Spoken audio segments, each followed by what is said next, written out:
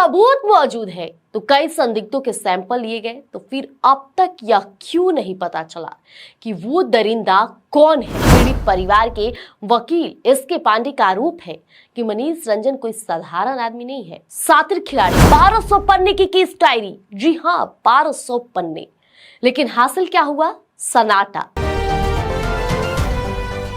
Shambhu girls hostel का, जिसने ना सिर्फ बिहार बल्कि पूरे देश के अंतरात्मा को झकझोर कर रख दिया। एक ऐसी छात्रा जो जहानाबाद से नीट की तैयारी करने आई थी, लेकिन उसे क्या पता था कि उसके सपनों का जो गला है वो घोट दिया जाएगा।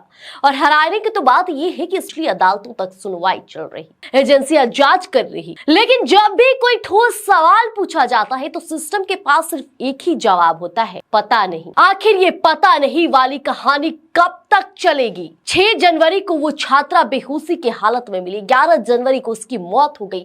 आज 60 से ज्यादा दिन बीत चुके हैं, लेकिन इंसाफ की डगर अब भी अंधेरे में है। इस मामले की परतें जितनी खुल रही है उतनी ही उलझती जा रही है। 1200 पन्ने की केस डायरी, जी हाँ 1200 पन्ने, लेकिन हासिल क्या हुआ? सन्नाटा। पोस्टमार्टम और एफएसएल रिपोर्ट ने साफ कर दिया कि छात्रा के साथ दरिंदगी हुई थी, यानी रेप की पुष्टि हो चुकी है। छात्रा के कपड़ों से स्पर्म के निशान मिल चुके हैं। अगर सबूत मौजूद है तो कई संदिग्धों के सैंपल लिए गए, तो फिर अब तक यह क्यों नहीं पता चला कि वो दरिंदा कौन है? क्या डीएनए मैचिंग में इतनी देरी महज इत्तेफाक है या किसी बड़े रसूखदार को बचाने की कोशिश? कौन है इसके पीछे? प्रशासन और सरकार बड़े बड़े दावे करते हैं कि बेटियां सुरक्षित है, लेकिन इस केस में एसआईटी और सीबीआई की जांच पर खुद कोर्ट ने सवाल खड़े कर दिए हैं।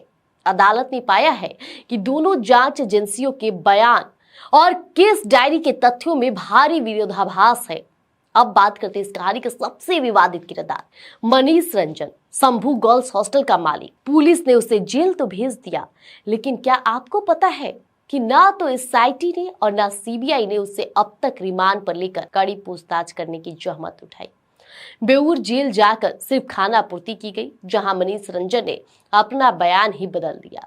पीड़ित परिवार के वकील एसके पांडे का आरोप है कि मनीष रंजन कोई साधारण आदमी नहीं है, सातिर खिलाड़ी है। आज करोड़ों की संपत्ति का मालिक कैसे बन गया मनीष रंजन? आरोप तो यहां तक है कि वह हॉस्टल की आड़ में एक हाई प्रोफाइल सेक्स रैकेट चलाता था। ऐसी तमाम बातें चल रही है, लेकिन इस केस में एक और रहस्य है, नींद की गोलियां।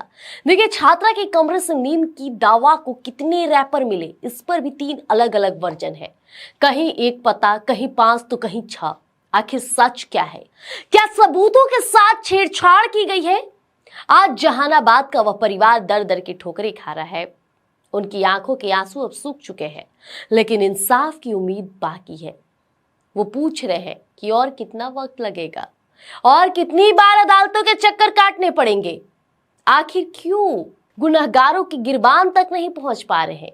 क्या इस केस को दबाने की कोशिश की जा रही है, या कौन है इसके पीछे जो खुलकर सामने नहीं आ पा रहा है? देखिए, जनता भी इस केस को लेकर उम्मीद लगाई बैठी है, और अब ये सिर्फ एक केस नहीं हो गया है, ये लड़ाई हो गई है, ये जनता की लड़ाई हो गई है। इस केस में 2 पक्ष आपस में बट गए हैं। बहुत सारी गतिविधि देखिए समाज में चल रही है। जब तक इस केस से पर्दा नहीं उठेगा, गुनहगार सामने नहीं आ जाता है, तब तक लोगों की उम्मीद खत्म नहीं होगी। अब देखना होगा कि 60 दिन से अब कितने दिनों का इंतजार और करना पड़ेगा। तो फिलहाल बने रहिएगा स्वराज पोस्ट पर, कोई भी अपडेट आएगा सबसे पहले लेकर आएंगे आपके बीच। धन्यवाद।